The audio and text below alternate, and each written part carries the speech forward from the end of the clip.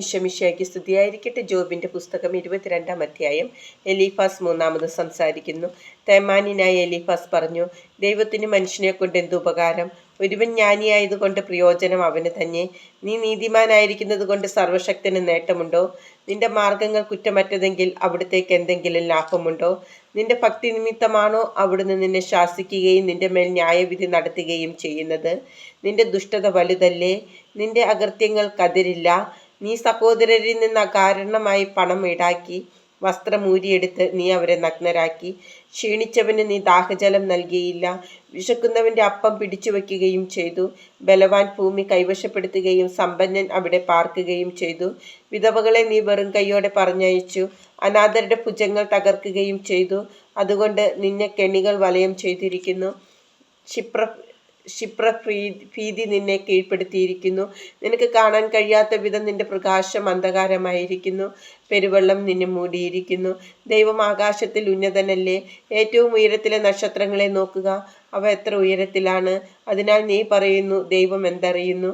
കൂരിരുട്ടിൽ അവിടുത്തേക്ക് വിധിക്കാൻ കഴിയുമോ?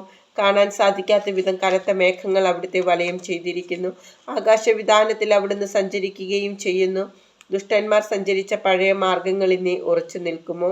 കാലം തികയുന്നതിന് മുൻപേ അവർ അപഹരിക്കപ്പെട്ടു, അവരുടെ അടിസ്ഥാനം ഒഴുകിപ്പോയി. അവർ ദൈവത്തോട് പറഞ്ഞു, ഞങ്ങളെ വിട്ടകന്നു പോവുക. സർവശക്തനോട് ഞങ്ങളോട് എന്തു ചെയ്യാൻ കഴിയും? എന്നിട്ടും അവിടുന്ന് അവരുടെ ഭവനങ്ങളെ നന്മകൾ കൊണ്ട് നിറച്ചു. എന്നാൽ ദുഷ്ടന്റെ ആലോചന എന്നിൽ നിന്ന് അകലെയാണ്.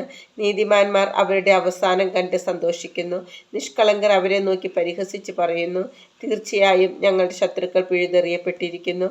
അവർ അവശേഷിപ്പിച്ചത് അഗ്നിക്കിരയാവുകയും ചെയ്തു.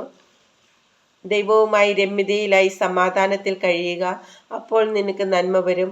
അവിടുത്തെ അധരങ്ങളിൽ നിന്ന് ഉപദേശം സ്വീകരിക്കുക, അവിടുത്തെ വാക്കുകൾ നിന്റെ ഹൃദയത്തിൽ സൂക്ഷിക്കുക. സർവശക്തന്റെ സന്നിധിയിലേക്ക് തിരിച്ചു വരികയും നിന്നെ തന്നെ എളിമപ്പെടുത്തുകയും ചെയ്യുമെങ്കിൽ, നിന്റെ കൂടാരത്തിൽ നിന്ന് അനീതിയെ നീ അകറ്റിക്കളയുമെങ്കിൽ, സ്വർണത്തെ പൊടിയിലും ഓഫർ പൊന്നിനെ നദീതടത്തിലെ കല്ലുകൾക്കിടയിലും എറിയുമെങ്കിൽ, സർവശക്തൻ നിനക്ക് സ്വർണവും വിലപിടിച്ച വെള്ളിയുമാകുമെങ്കിൽ, നീ സർവശക്തനിൽ ആനന്ദിക്കുകയും ദൈവത്തിന്റെ നേരെ മുഖമുയർത്തുകയും ചെയ്യും. നീ അവിടുത്തോട് പ്രാർത്ഥിക്കുകയും അവിടുന്ന് ശ്രവിക്കുകയും ചെയ്യും. നിന്റെ നേർച്ചകൾ നീ നിറവേറ്റും. നീ തീരുമാനിക്കുന്ന കാര്യം നിനക്ക് സാധിച്ചു കിട്ടും. നിന്റെ പാതകൾ പ്രകാശിതമാകും. എന്തെന്നാൽ ദൈവം അഹങ്കാരിയെ താഴ്ത്തുകയും എളിയവനെ രക്ഷിക്കുകയും ചെയ്യും. നിരപരാധനെ അവിടുന്ന് രക്ഷിക്കുന്നു. നിന്റെ കരങ്ങളുടെ നൈർമല്യം മൂലം നീ രക്ഷപ്പെടും.